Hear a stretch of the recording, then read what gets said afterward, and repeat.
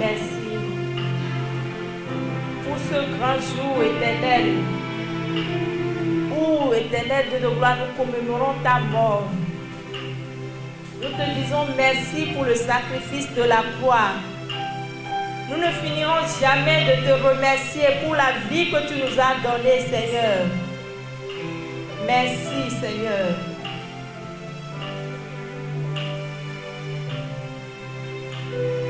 Christ a dominé la mort et l'enfer. Le Seigneur Jésus est plus que vainqueur. Christ a dominé la mort et l'enfer. Le Seigneur Jésus est plus que vainqueur. Christ a dominé. Oui, Seigneur, tu as dominé la mort. Tu as dominé l'enfer à cause de moi, à cause de mon frère, à cause de ma soeur. Merci pour le sacrifice de la croix, Seigneur.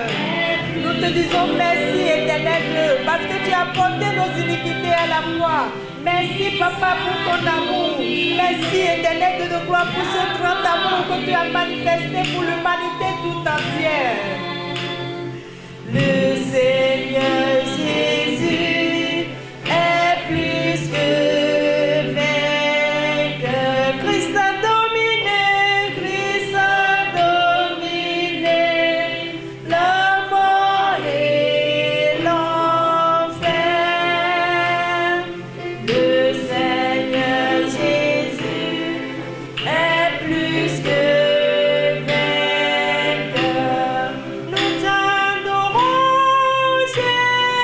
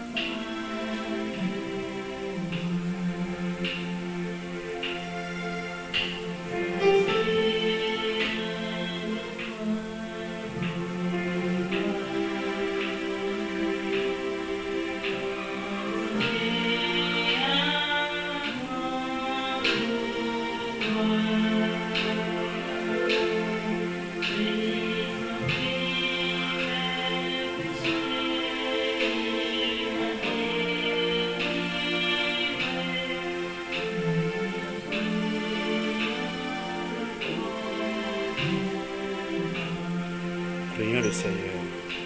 Seigneur, notre Père, notre Dieu, nous bénissons ton nom en ce moment-ci. Merci Seigneur pour ce moment que tu nous accordes.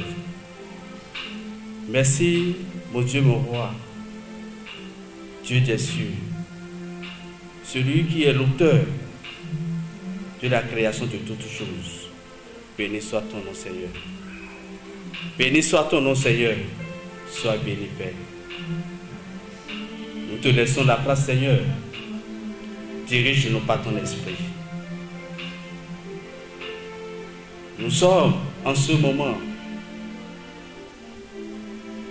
pour envoyer des requêtes, Seigneur, vers toi. Crier vers toi. Exauce-nous, Seigneur. Exauce, Seigneur, ton peuple, Seigneur.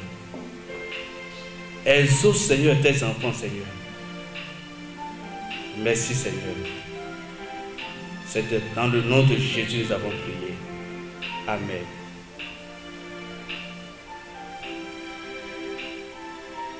Nous savons que cette semaine,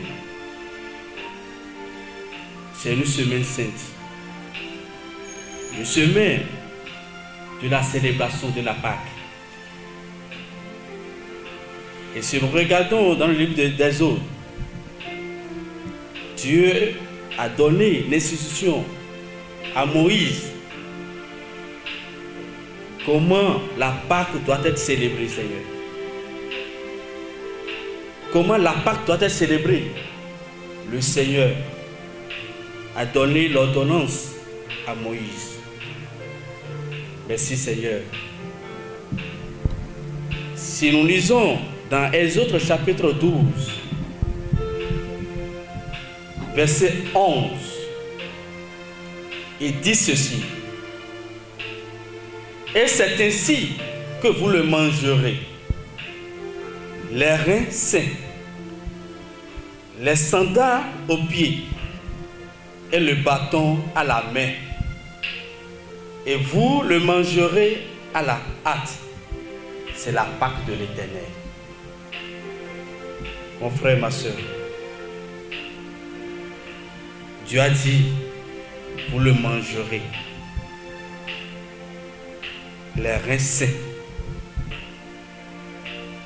les sandales aux pieds et le bâton à la main. Mon frère, ma soeur, en ce moment, nous allons prier le Seigneur. Comment toi tu veux manger la Pâque? Comment tu veux célébrer cette Pâque? Donc il y a une préparation du peuple, préparation individuelle. Une préparation individuelle. Il dit, vous le mangerez les reins sains.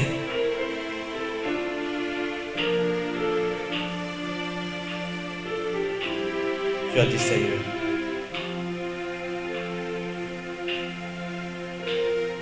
tu vas parler à l'Éternel en ce moment.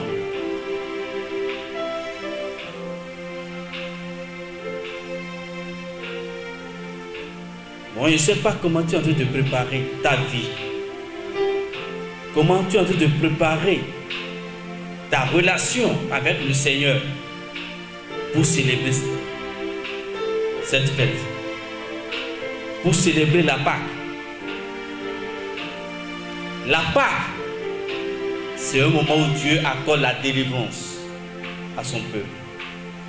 Le moment où Dieu apporte la solution. Dieu apporte la paix. C'est un moment où Dieu apporte la guérison, la délivrance à son peuple.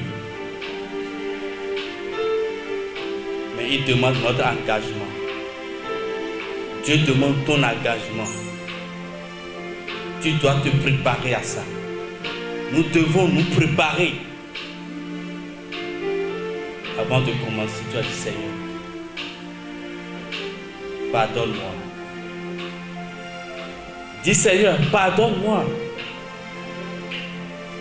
Demande le pardon de tes erreurs, de tes fautes.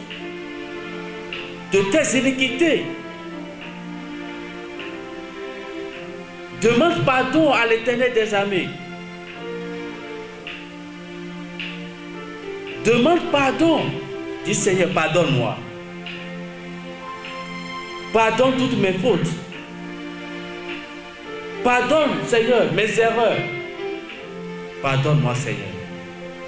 Est-ce que tu peux parler à l'Éternel des armées? Dis Seigneur, pardonne-moi. Pardonne-moi, Seigneur. Pardonne-moi. L'heure a sonné de laver ta robe. Parle au Seigneur en ce moment. Dis Seigneur, pardonne-moi. Dis Seigneur, lave-moi. Pardonne-moi Seigneur, pardonne-moi, pardonne-moi. Par le sang de ton Fils, purifie-moi. Demande pardon à l'Éternel des armées. Demande pardon au Seigneur Jésus. Demande pardon. Dis Seigneur, pardonne-moi. Tu ne peux pas célébrer la Pâque dans tes péchés, dans tes erreurs, dans tes iniquités. Mais demande le pardon. Demande le pardon de Dieu sur ta vie. Demande le pardon. C'est pour ça que Dieu dit aux enfants d'Israël, les reins saints, il leur demande de se laver. Il faut qu'ils soient propres pour manger la Pâque. Seigneur mon Dieu, mon roi, mes iniquités sont devant toi, Seigneur, en ce moment. Pardonne-les. Pardonne-les, Seigneur. Lave-moi, Seigneur. Purifie-moi, Seigneur. Purifie-moi. Est-ce que tu peux lever ta voix? Est-ce que tu peux t'agenouiller là où tu es pour demander le pardon de l'Éternel? Pour demander le pardon de Dieu? Pour demander son pardon? Pour dire Seigneur, pardonne-moi toutes mes erreurs, toutes mes fautes. Voilà l'Éternel. Il dit, c'est ainsi que vous le mangerez, les raisins, les sandales aux pieds et le bâton à la main. Et vous le mangerez à la hâte. C'est la Pâque de l'Éternel.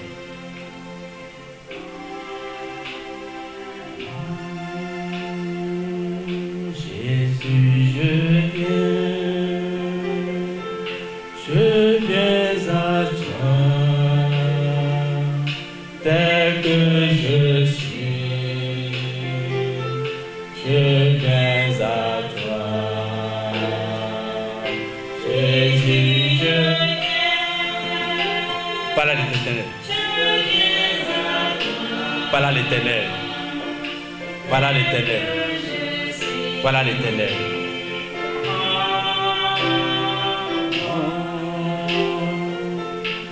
Jésus, je viens. Je viens à toi. Parle à l'Éternel.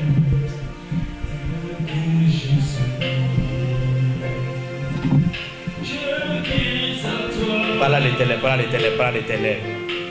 Jésus, je viens. Je viens à toi, tel que je suis. Prends-moi. Jésus, je viens. C'est à toi que je viens.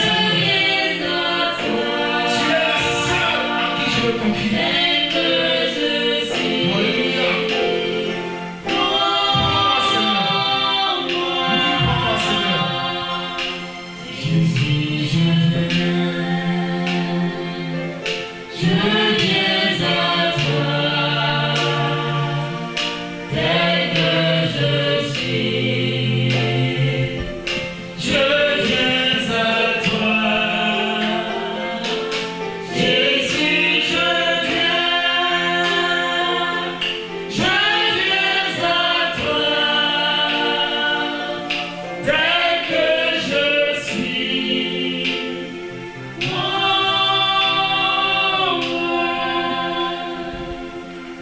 Gloire au Seigneur Jésus.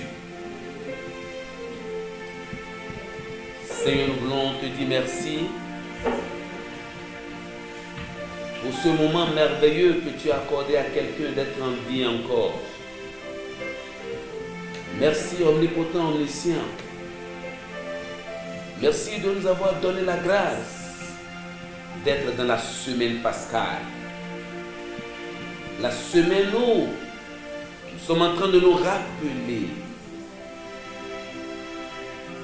de tes derniers temps sur cette terre. Les événements qui sont passés avant que tu ne laisses ton esprit à Papa Céleste. Nous te bénissons, omnipotent, omniscient. Nous te bénissons pour l'amour que tu as pour l'humanité. Nous te célébrons, Dieu des cieux, car tu as tant aimé le monde et tu as envoyé ton Fils unique afin que quiconque croit en lui ne périsse point, mais qu'il ait la vie éternelle. Merci pour cette vie éternelle que tu as accordée à quelqu'un. Sois béni, Père. Roi des rois, nous te célébrons, nous te magnifions. Nous t'exaltons, Créateur divin. Omnipotent, omniscient, continue avec nous les quelques minutes d'exhortation. Nous voulons, Papa, que tu touches quelqu'un, que tu délivres quelqu'un, que tu sauves quelqu'un et que tu, Seigneur Jésus, amènes la guérison dans la vie de quelqu'un. Pour que ce vendredi, quelqu'un puisse réellement expérimenter la puissante main de la puissante main que tu utilises pour pouvoir changer la vie de quelqu'un. Sois béni, Père. C'est au nom de Jésus-Christ nous avons prié. Amen. Mon exhortation de ce soir est sur la mort de Jésus. La mort de Jésus. Qui est Jésus? C'est le Fils unique de Dieu. La deuxième personnalité de la Sainte Trinité. N'oublions pas que dans le livre de Genèse, l'Éternel, en voulant créer l'homme, a dit: venez, créons l'homme à notre image. Il a appelé le Fils unique Jésus-Christ. Il a appelé le Saint-Esprit. En une seule personne, ils ont créé l'homme. C'est ce Fils Jésus que Dieu a envoyé dans le monde à cause de mes péchés, à cause de tes péchés, à cause de l'enfer. Il ne veut plus que l'homme aille dans l'enfer. Il ne veut pas, mais il veut que l'homme ait la vie éternelle, d'ici-bas, juste dans son royaume. Mais avant de parler de la mort de Jésus, je vais rapidement vous rappeler que Jésus, après avoir travaillé pendant près de 3 ans et demi sur cette terre, il a eu à rencontrer certaines choses,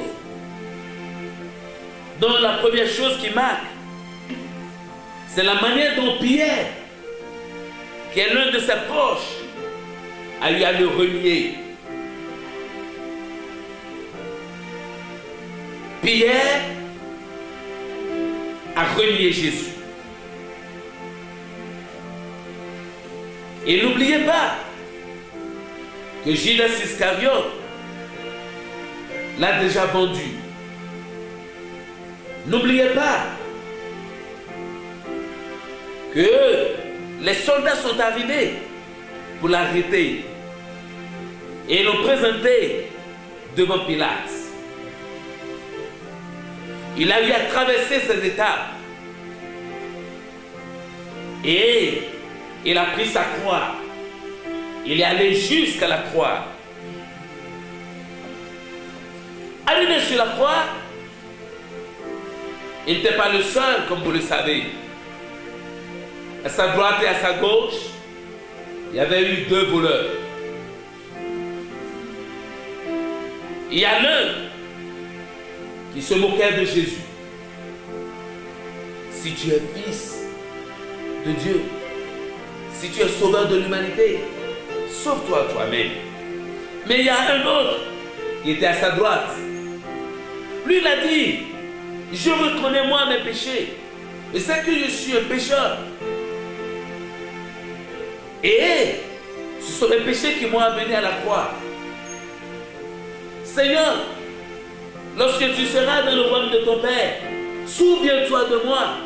Vous voyez, ce sont des événements qui sont passés sur cette terre. Mais Jésus lui a dit, à l'heure où je pars, tu me rejoins dans le royaume de mon Père. Mon frère, ma soeur, à cause de l'heure, nous allons voir rapidement dans le livre de Matthieu. Le livre de Matthieu, chapitre 27. Le thème que j'ai choisi, c'est la mort de Jésus. Je vais lire à partir du verset 31.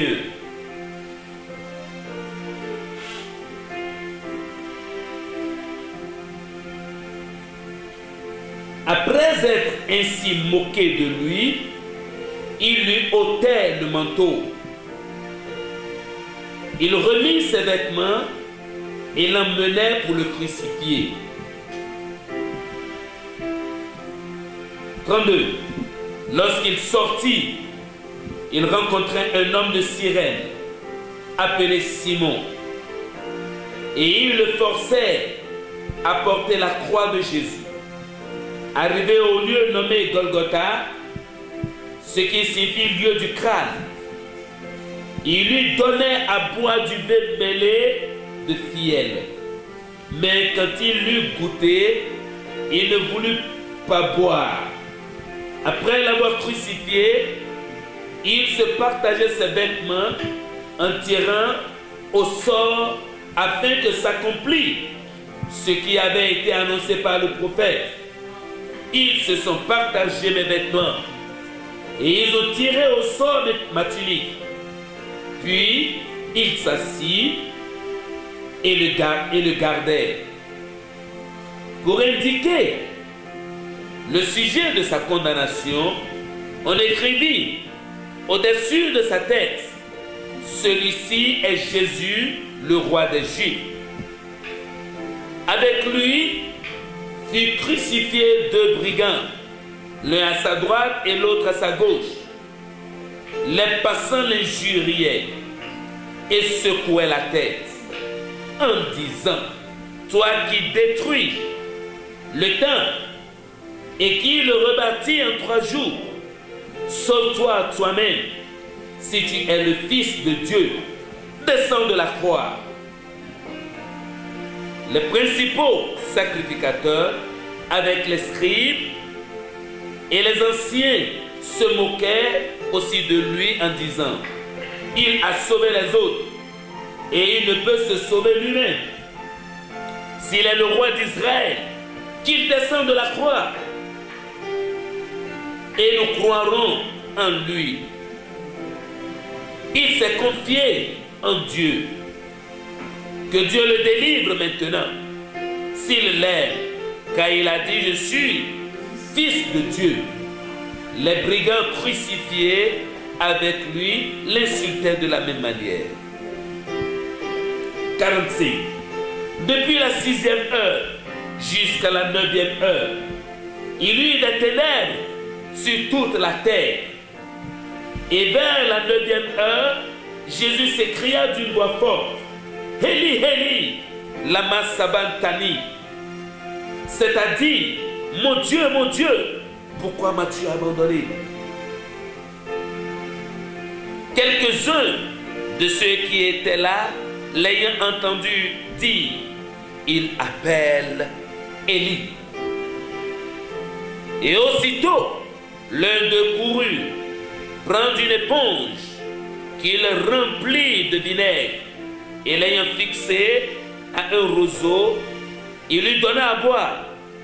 Mais les autres disaient, laisse, voyons si Élie viendra le sauver.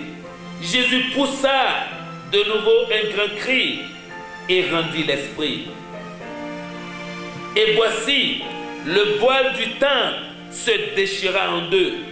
Depuis le haut jusqu'en bas, la terre trembla, les rochers se fendirent, les sépulcres s'ouvrirent, et plusieurs corps des saints qui étaient morts ressuscitèrent. Étant sortis des sépulcres, après la résurrection de Jésus, ils entrèrent dans la ville sainte et apparurent à un grand nombre de personnes. Le centenier et ceux qui étaient avec lui pour garder Jésus, ayant vu le tremblement de terre, et il venait d'arriver, ce qui venait d'arriver fut saisi d'une grande frayeur et dit, assurément, cet homme était fils de Dieu. Voilà les versets que j'ai choisis ce soir pour t'exhorter là où tu es, mon frère. La mort de Jésus. Cette mort de Jésus n'est pas une mort fatale. Cette mort est une mort capitale pour toi et pour moi. Dieu a choisi ce temps précieux pour pouvoir amener quelqu'un à comprendre l'importance de la mort de Jésus. Comme je l'ai dit au début, Jésus c'est le Fils de Dieu. Alors, la première séance de prière que nous avons eue tout à l'heure, nous avons parlé de Pâques. Il faut manger la Pâque. C'est toute une série, chers frères et chers sœurs. La mort de Jésus est arrivée pour pouvoir me sauver moi, pour me délivrer, pour m'amener à quitter les ténèbres pour la lumière. La mort de Jésus est capitale pour toi. Regardons ensemble la manière dont les événements se sont arrivés. Son ami personnel, Pierre l'a renié face à une simple question. Il a renié. Et il dit devant une fillette, je ne le connais pas. Il a renié. Ce sont des événements qu'il a eu à rencontrer sur cette terre. Mon frère, ma soeur, on l'a amené sur la croix, on l'a crucifié. Et il est mort. Il a rendu l'âme. Quelqu'un ne peut pas tuer Jésus si Jésus ne laissait pas son âme. S'il ne laissait pas son esprit partir. Parce qu'il est Dieu. Mais en ce moment précis, Dieu de sa grâce l'a laissé pour le péché de l'homme. Il l'a abandonné pour que l'homme qui est dans le jardin d'Éden a eu à manger le fruit interdit puisse retrouver une relation avec lui, le Père, c'est-à-dire le Créateur de l'humanité. Il faut le sacrifice d'un agneau, un agneau sans péché, un agneau sans déchet, un agneau sans blessure, un agneau propre. La Bible me dit le jour où Jean-Baptiste a baptisé Jésus. Jean-Baptiste disait, oui, c'est l'agneau de Dieu qui est venu pour emporter le péché de l'humanité. Il est sans péché. On a fouillé, on a cherché voies et moyens. Satan l'a pesé. Satan a tout fait pour pouvoir la voir, mais il n'a pas pu. Parce qu'il est Dieu. Il n'a pas pu. Parce que lui, il connaît toutes ces choses. Mais c'est à cause de moi, c'est à cause de toi qu'il a eu à faire toutes ces choses. Chers frères, chers sœurs, est-ce que quelques minutes tu peux réfléchir et voir ce que la mort de Jésus a fait pour toi, a fait pour moi? Qu'est-ce que la mort de Jésus a fait pour nous? Observons un peu. Juste au moment où Jésus-Christ a laissé son esprit partir. La Bible dit, depuis la 6e heure jusqu'à la 9e heure, il y eut des ténèbres sur toute la terre. Il y eut des ténèbres. Ça signifie quelque chose pour nous. Ça signifie quelque chose pour moi, mon frère. Le diable qui régnait, le diable qui dominait, juste lorsque Jésus a laissé son esprit partir, les ténèbres sont apparues, pensant qu'ils ont gagné, pensant qu'ils ont eu le dessus. Le diable pensait continuer par régner, ne sachant pas que le 3e jour, comme Jésus l'a dit, il va arracher la clé de la main de la mort. Il va lutter contre la mort et gagner la mort, remporter la victoire sur la mort et ressusciter le 3e jour. Les ténèbres se sont arrivées. Ils ont siégé dans le monde, sur toute la terre, ne sachant pas que l'Éternel a un plan, que lui, Satan, il ne maîtrise pas. La Bible dit, vers la 3e heure, Jésus s'écria d'une voix forte encore, mon Dieu, pourquoi m'as-tu abandonné? Oui, Dieu doit l'abandonner à cause de tes péchés. Dieu l'a livré à cause de mes péchés. Ne dis pas, mon frère, que ce pasteur il parle trop du péché. Le péché, c'est ça qui conduit à l'enfer. Le péché, c'est ça qui conduit à l'enfer. Lorsque tu peux, depuis ton cerveau, qui est le terrain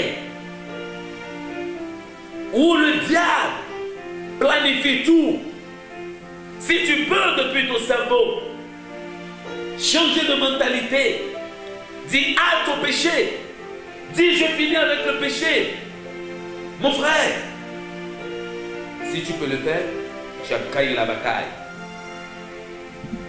Satan a tout fait, mais il n'a pas gagné. Parce que Jésus, il sait la raison pour laquelle il est venu sur cette terre. La mort de Jésus sur la croix est une mort capitale pour toi et pour moi. Pourquoi m'as-tu abandonné? Jésus a dit. Nous avons bien sûr dit que c'est la 9e heure. C'est la 9e étape des souffrances de Christ. Ces paroles marquent le point culminant des souffrances de Christ pour un monde perdu.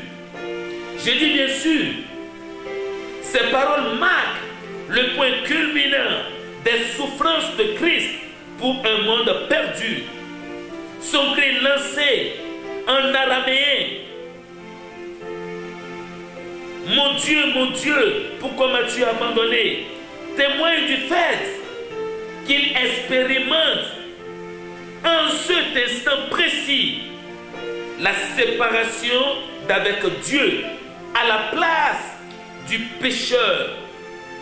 La tristesse, le chagrin et la douleur sont le compte. Sont à leur compte. Il est blessé pour nos péchés. Si nous regardons dans Ésaïe chapitre 53, le verset 5, il est blessé pour nos péchés. et se donne lui-même comme la rançon du plusieurs. Je dis, et se donne lui-même comme la rançon de plusieurs. Celui qui n'a point connu le péché, il a fait devenir péché pour nous, comme Paul l'a dit dans 2 Corinthiens 5, le verset 21.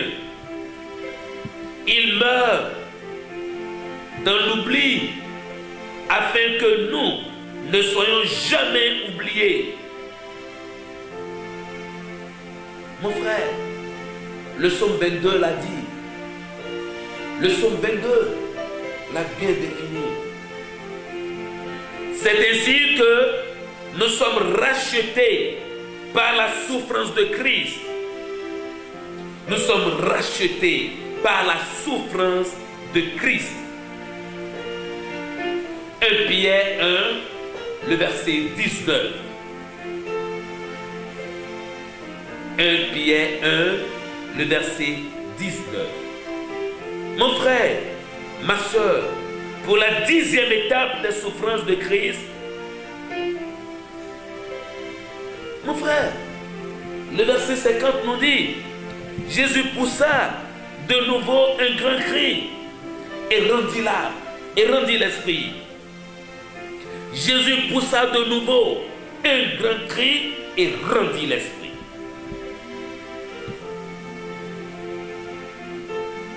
C'est la 10e étape des souffrances de Christ. D'une voix forte, il prononce ces dernières paroles. Tout est accompli. C'est la mort de Jésus-Christ sur la croix de Calvaire qui a accompli tout. Tout est accompli. Mon frère, ma soeur, l'accomplissement de l'œuvre de rédemption, la dette de nos péchés a été entièrement réglée et le plan du salut établi. Ce n'est qu'à ce moment précis qu'a fait sa dernière prière. Père, je remets mon esprit entre tes mains. Mon frère, ma soeur, je voudrais que cette semaine pascale soit une semaine de réflexion pour toi et pour moi. Ce que Jésus-Christ est venu faire sur cette terre, le plan que Dieu a établi pour l'humanité, lorsque le diable a eu à trahir Adam et Ève dans le jardin d'Éden. Le premier Adam a succombé, mais le deuxième Adam n'a pas succombé. Il a remporté la victoire. La mort de Jésus-Christ sur la croix est ta victoire, est ma victoire. Mes péchés sont réglés. Mes difficultés sont réglées. Regarde l'amour que Dieu a pour toi ce matin, ce soir. Regarde l'amour que Dieu a pour toi, mon frère, ma soeur. Là où tu m'entends, dans ta chambre, dans ton salon, là où tu es assis, vautré, dans ton fauteuil, et tu m'écoutes ce soir, je voudrais que tu regardes ce que le péché de Adam et Ève ont coûté à Dieu. Et que dès maintenant, tu commences aussi, mon frère, ma soeur, par voir, par changer, par penser et changer de méthode. Tout est accompli, Jésus a dit. Et c'est par cette mort que tout est accompli. Mon frère, ma soeur, si tu continues pas à être ami du péché, il te serait difficile. Il te serait difficile. Il te serait difficile d'avoir d'intimité avec Dieu. Tu dois rompre avec le péché. Tu dois rompre avec le péché. Complètement avec le péché. Tu dois rompre avec le péché, mon frère. Tu dois rompre avec le péché, ma soeur. C'est la raison pour laquelle Jésus est venu sur cette terre. Pour œuvrer. Pour que nous puissions avoir la vie éternelle. Mon frère, ma soeur, Jésus-Christ dans son amour pouvait rejeter dans le jardin de Gethsémane lorsque le Père lui a présenté la souffrance qu'il attendait. Mais il a dit, non pas ma volonté, mais que ta volonté soit faite. Ta seule volonté. Et la volonté de Dieu, c'est que quelqu'un ne périsse point. La volonté du Père, c'est que quelqu'un soit racheté. Raison pour laquelle l'œuvre salvatrice a été accomplie sur la croix de Calvaire. Chers frères et chers sœurs, c'est la semaine pascale. La semaine où nous sommes en train de commémorer la mort de notre Seigneur et sa résurrection. Mon frère, ma soeur, je voudrais t'inviter à fermer tes yeux là où tu es et on va prier ensemble. Nous allons prier ensemble. Nous allons prier ensemble. Seigneur Jésus, je te dis merci d'avoir accepté la souffrance sur cette terre jusqu'à aller sur la croix à cause de mes péchés. Je te demande pardon ce soir. Mon frère, tu pries avec moi. Je te demande pardon ce soir. Demande à ce que ton sang que tu as coulé sur la croix de Calvaire me purifie, me lave, me sanctifie, pour que l'honneur et la gloire soient à toi. Tu as dit sur la croix de Calvaire, tout est accompli. Mes problèmes sont finis. Mes difficultés sont terminées. Mes souffrances sont terminées. Je l'accepte et je crois en cette parole. Merci Seigneur. Sois béni Père. C'est au nom de Jésus-Christ que nous avons prié. Rendez-vous dimanche prochain pour la résurrection de Christ. Amen.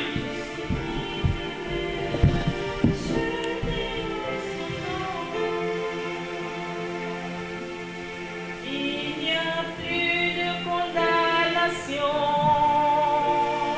plus de condamnation. Jésus-Christ payait ma rançon.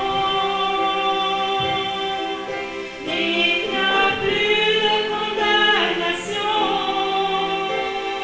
plus de condamnation. Je suis libéré, acheté en son nom.